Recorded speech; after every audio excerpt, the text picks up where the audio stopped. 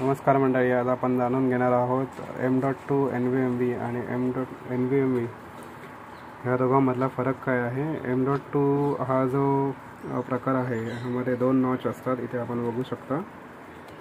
आणि proper NVMe असेल तर ह्याला इथे सिंगल स्लॉट असतो। या दोघांमधला फरक असा आहे, हा जो 2 खाचे आहेत, ह्याला 2 नॉच आहेत, 6 up to 6 जनरेशन किंवा 8 जनरेशनच्या ब्रँडेड डेस्कटॉप आहेत किंवा लॅपटॉप आहेत त्यामध्ये हा जो प्रकार आहे तो सपोर्ट करतो।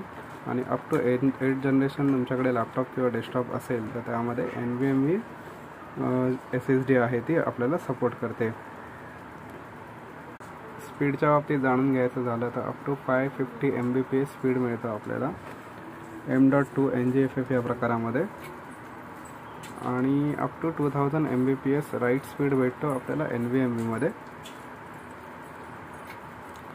तुम्ही जर लेटेस्ट लॅपटॉप वापरत असाल तर त्यामध्ये NVMe सपोर्ट करेल 10th 11 जनरेशन अप टू 8 जनरेशनमध्ये। आणि जर जुना लॅपटॉप असेल 6 or 7 जनरेशन तर त्यामध्ये आपल्याला M.2 NGFF हा प्रकार सपोर्ट करेल।